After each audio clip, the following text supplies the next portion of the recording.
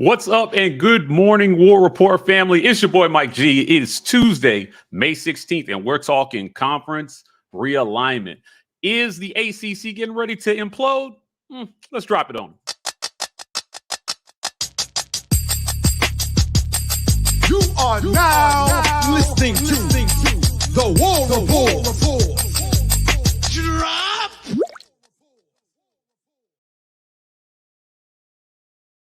What's up and good morning, War Report family. It's your boy Mike G here with you on the morning drop. Today we're talking conference realignment.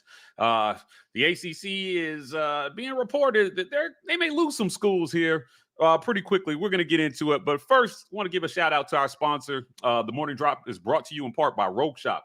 Go to rogueshop.com and use code RAPPORT to get 15% off that Rogue Shop order. If you need help with sleep, stress, anxiety, anything that ails you in life, the Rogue Shop is got you covered. So hit the Rogue Shop, use code RAPPORT to get 15% off that first order, and tell them the War Report sent you. Also, we want you to become a patron. If you are not a patron, become a patron of the War Report. Help support the work that we're doing here at the War Report by becoming a patron. $5.99 a month will get you there. If you're signing up from an iPhone, it may cost a tiny bit more. So find a computer, log in with that same information, and get yourself a patron membership. Ike Jones is dropping 5 film reviews for you guys. You definitely don't want to miss that content. Now, to the topic at hand. The ACC is being reported that they're getting ready to lose some schools. And this could be devastating to the conference as a whole. So I want to read you guys something.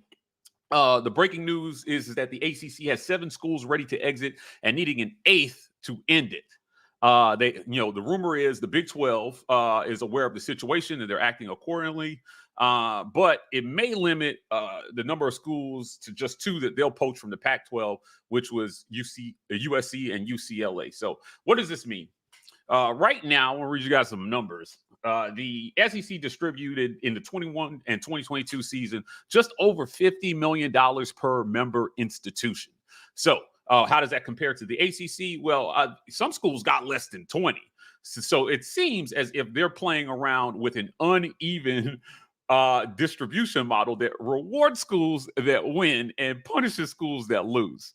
Now, I personally think that that's a losing formula. I'm not sure. I'm not sure that's going to work. I think the Big 12 tried that with Texas. It drove Texas A&M and almost out of the Big 12 and almost broke college football at one point. So, is this something serious that they're talking about? I know their TV deals aren't worth that much. So I definitely want to hear from you guys on this subject. But with the new SEC TV deal getting ready to go into effect in about a year here, next summer. Texas and Oklahoma are joining the conference.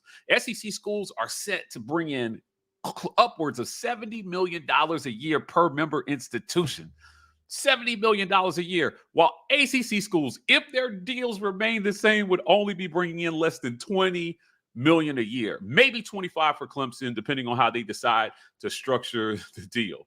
Guys, that's crazy. One ACC president was quoted as saying, "We cannot continue to fall behind the other conferences. You definitely can't be $30 million behind every year and expect to compete in the new age of college football with NIL and people building new facilities. Auburn has just built a new facility. A lot of SEC schools have built new facilities that are attracting student athletes at a high level. So you need money to do that. A lot of that comes from these TV deals. Can they keep up? Now, the ACC has been dying for a long time. Miami has not been Miami. Florida State definitely hasn't been the Florida State of the late 90s. Clemson has brought some shine to the conference, but beyond that, who is doing anything in the conference, right? Virginia? I don't know about that. Wake Forest, believe it or not, has an undergraduate enrollment of less than 6,000 students. I mean, they're a small school. So the ACC is doing their best to try to keep up, with Alabama and Georgia doing what they're doing in the SEC. And then you have one-offs like Auburn and LSU definitely making headways. They could pop out at any point. Texas A&M is one of the richest schools in the country with so many premier institutions in other conferences. Even the Big Ten. The Big Ten is going nuts right now with their TV deal. Their TV deal is worth so much. And I think in comparison, looking at what the ACC has, it's definitely not going to be enough to keep up with the big boys of college football. So, how valuable was the addition of USC and UCLA to the Big Ten? Well, that expands their footprint into the West Coast, which instantly got them into the LA market. Now, if you don't know anything about these TV markets, right? The SEC getting into Texas got us into that TV market. It expanded. Missouri got us into the Midwest TV market. It made those deals more profitable. So the Big Ten made a move to get into the California TV market, the Los Angeles TV market being one of the most valuable markets in the country. So how did that work? Well, it definitely got them on the up and up. Now, travel will be a problem for them, but, we'll see. We'll see how it goes. Anyway, so we want to hear from you. I'm going to go to some comments here early. James Barnett says, Mike G, can you see Clemson and maybe one of the Florida schools joining the SEC? I don't think that Greg Sankey is ruling out expansion to 16 schools. To 18 schools and eventually 20 schools. I think we're headed the direction, James, of two big super conferences. Honestly, I think the Big Ten and the SEC eventually will consolidate most of the Power 5 schools, and you're going to see two conferences ruling the day when it comes to college football. But that seems to be the way that it's going here. How would that align? John Brandon says there are four quadrants: broke, rich, ugly, and beautiful. The SEC is in the rich quadrant. So is the Big Ten. The Big Ten is definitely in the rich quadrant. So it'll be interesting to see how they continue with that. In reference, Dustin Pace says, in reference to the main topic today's discussion, is the sky blue? Yeah, like I said, the SEC has been at the forefront of innovation in college football for quite a long time.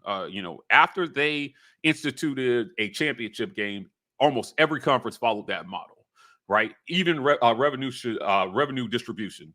A lot of conferences copied that model. For a long time, Mike's Live was a pioneer for college football, and everybody copied the things that he did. So, it's going to be interesting to see if the ACC can get this right before their premier member institutions, jump for bigger conferences. Haley Tubb says, when are we going to go to two super conferences and just be done with it? Again, Haley, I think that's the way it's headed. I think that it's headed the direction of just two super conferences, and that's it. That's all we're going to have. So it'll be interesting to see how they end up doing this. But I'm not so sure that the new Pac-12 or Pac whatever it's going to be, because they're looking to poach some schools right now. I don't know how those conferences survive. I don't know how the Big 12 survives, right? I know they're going to add UCF and Houston. How do these other conferences survive without a true premier institution? It's going to be very interesting to see way they do that. James Barnett agrees with Haley here, and it's going to be interesting to see. The PPass says the Pac-12 should go Google. Interesting comment there from PPass, right? Corey says this is a boring topic. Let's talk Robbie and Peyton. That fires everyone up. Yeah, Corey, we got plenty of time to talk about that for sure. James Barnett comes back.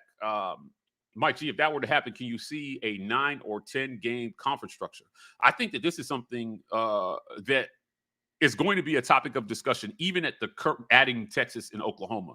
Guys, the scheduling is going to be something that they've got to figure out. So there was a question about whether they go to quadrants or, how are they going to do that? How are they going to make scheduling, feasible? And, do you add an extra conference game? For a long time, the mantra has been in the SEC, our schedule is hard enough. We don't need to add more schools, more conference games. And, I believe that if you add more conference games, it's going to get really tough for a lot of the teams in conference. So how do they decide to do it? I'm not sure. But I think a lot of other conferences complain about the SEC's cupcakes in November. The SEC feels like we play a tough enough schedule already. We don't need to add anything. So we'll see how that goes. Hugh Rayleigh says, give Missouri away and take 3 ACC schools.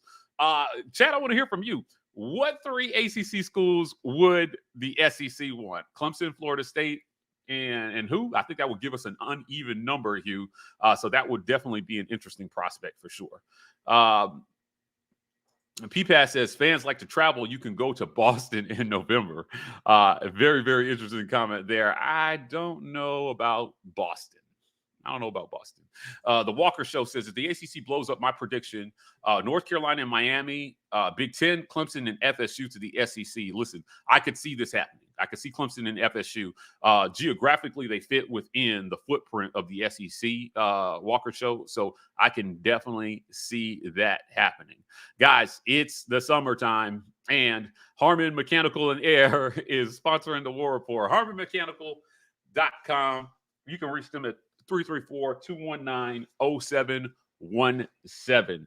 Harmon Mechanical, bringing you all your heat and cooling needs. Our guy Will used Harmon Mechanical at his house. He raves about them. We rave about them too. So Harmon Mechanical, they've got some specials going on. Big supporters of the War Report. We definitely appreciate them being on as a sponsor. Please check them out if you live in the Auburn area. They are servicing you. And they have excellent service, very responsive, one of the best companies out there doing HVAC work and AC work. So please check out Harmon Mechanical. Tell them the War Report sent you. Getting back to the chat here, Lance Morgan says, eventually you'll have to change the name to the Southern Conference, spreading from coast to coast, you think? Yeah, it's I don't know. I like with Texas A&M, the Southeastern Conference, they're not really Southeast, right? So it's kind of weird. It's kind of a weird deal there. So I agree with you there. John Brandon says the War Report needs a plumbing sponsorship to help Mike G out. Whatever, John. Matt C., one of the Virginia schools could jump in as well as much as parts of VA doesn't want to admit it. We are part of the Southeast. Living in the D.C. area, I can tell you that sentiment is true. For some reason, they don't like to admit that they're part of the Southeast, but the culture, a lot of the culture is the same in parts of Virginia. I do think that they would fit definitely. Lance Morgan jumps here and says, would you change the name just to the Southern Conference since we are expanding beyond the Southeast? Then the Big Ten could become the Northern Conference and make the West Coast JUCO, LOL.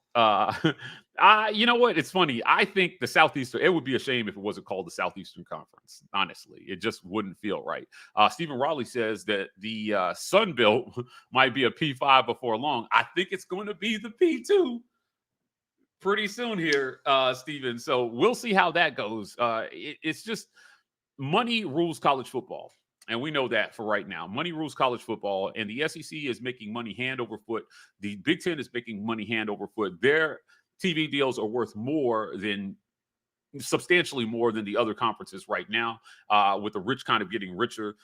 Texas figured this out. If you don't remember the Big 12 debacle, guys, where Texas almost imploded all of college football, it was about unequal revenue sharing, about them taking a lion's share of the revenue, and Texas A&M saying no more. We're tired of this, right? The Longhorn Network deal with ESPN, I think it was like a $300 million deal they signed with ESPN to broadcast high school games in the state of Texas. Totally an unfair recruiting advantage.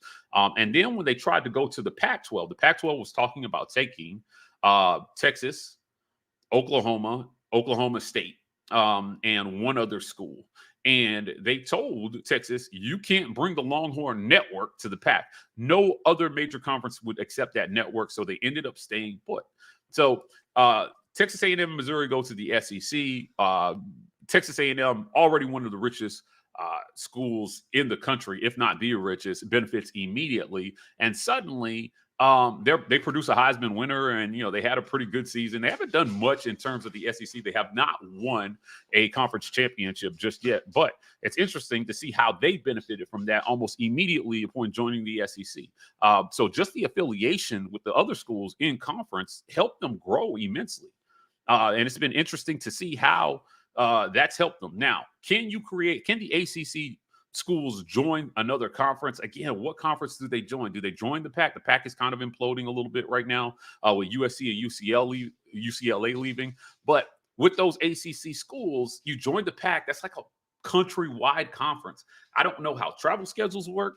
I don't know how the Olympic sports will be affected by that, having to constantly travel to the West Coast and across 2 time zones. I'm not sure how it's feasible. I think at the end of the day, they find a way to make this work for a few more years, but ultimately, they've got to find a way to generate more money. Also, in this discussion, I know that the ACC is in discussions with ESPN about how to make more money. They got to figure out with the TV partnership they have how to make more money. Is it that people are just not interested in ACC football, or is this ACC football just not good? Right? It's something they've got to crack. Ben Blower says, I lived in Charlotte for 3 years. We don't want UVA. Football was 100% an afterthought. Yeah, living in Arlington, I can tell you this sentiment is true. Football is an afterthought. They love their Virginia basketball, but they not so much football. It's weird. It's weird there. Damian Smith says, how will letting all these teams into the conference affect rivalries? There seems to be an issue keeping all the rivalries with UT and OU joining the conference. I don't know that there will be a problem keeping current rivalries with those schools joining the conference now. But I think, again, when you talk about you definitely can't have a round robin schedule.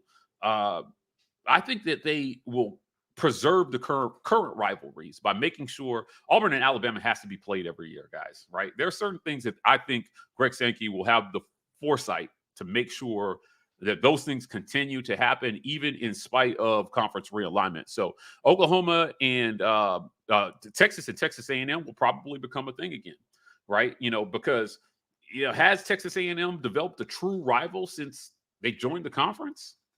LSU, maybe? Who is Texas A&M's real rival in the conference? I think Texas joining the conference actually adds some juice back to that, and it should be really fun to watch. Philip Hall says, we already got USC and NC. Makes sense. Makes sense to me. Steve Bradley says, FSU, Miami, Clemson, and Georgia Tech. Move out Missouri, Texas, Okie, and Texas A&M. Better for fans to travel. I'd have to think about that. Todd Jordan says, with our schedule, we could use a few more Vanderbilts. This is funny. I think you're going to cut out some of those November cupcakes people are complaining about, and you're going to see the SEC schedule more conference games. I think that's what's going to happen. But does that reduce the want to schedule a major P5 non-conference opponent? If you're going to add that extra conference game, what incentive do schools have to do to take that risk? Because the current model puts an SEC school in the playoff every year. So does that endanger that? We'll definitely see.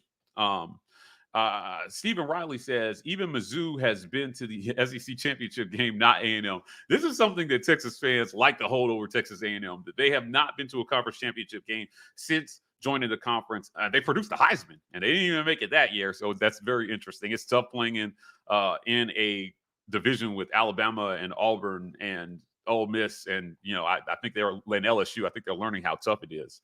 Todd Jordan says, and let's not forget Virginia double dribbled. If for no other reason, this is a reason not to let them in the conference, right? John Brandon comes back and says, do we really want more teams in the SEC? Personally, I don't. But I think that it's headed this way, John. I don't think that this is something that people are going to be able to stop. So we'll see what Greg Sankey thinks. I'm sure SEC media days are coming. I believe this is a question that will be asked often of him to get him on the record about continuing conference expansion. We're continuing expansion here at the War Report. We want to continue the conversation with you. So hit the comments in this video after. Want to thank Harmon Mechanical for sponsoring this segment of the War Report. Harmon Mechanical, call them. If you're in the Auburn area and you have heating and cooling needs, call Harmon Mechanical at 334-219-0717.